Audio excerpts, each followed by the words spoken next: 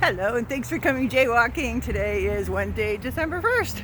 I wish I would have started this in the springtime so that I'd be looking forward to nicer weather. But anyway, here we go. Great to be outside.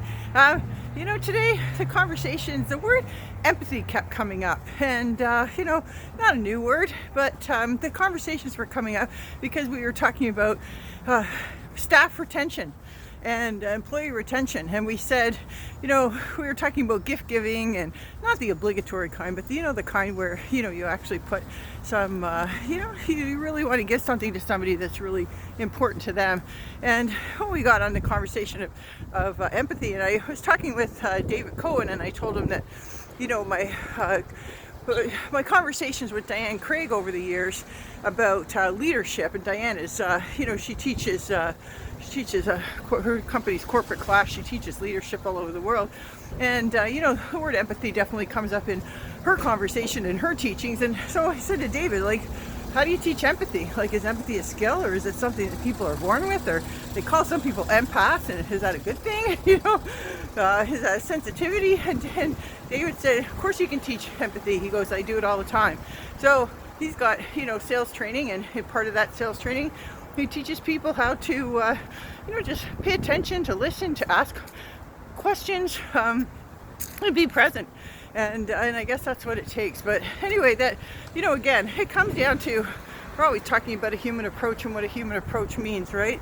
So the word empathy has come into leadership training for a while now, and how leaders need to be empaths. But you know what? I think we have to understand that that's going to be to a different degree for everybody, right? Some owners, leaders, business leaders, entrepreneurs that are, they might be focused on bigger picture. They might be more data driven or something, and maybe they're, they actually have to stop themselves and look at, gosh, yeah, our staff, our contractors, our employees are definitely our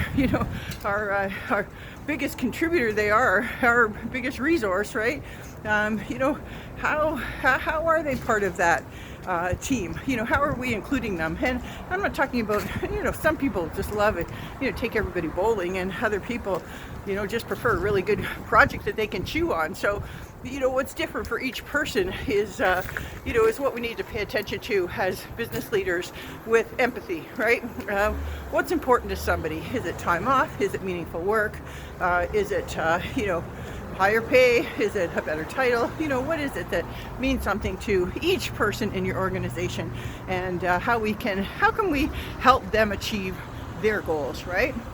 Isn't it about, when you have a company, you want to attract people who want to accomplish their goals inside of your corporate goals, right? And that's when you all win. So anyway, that's the word of the day, empathy.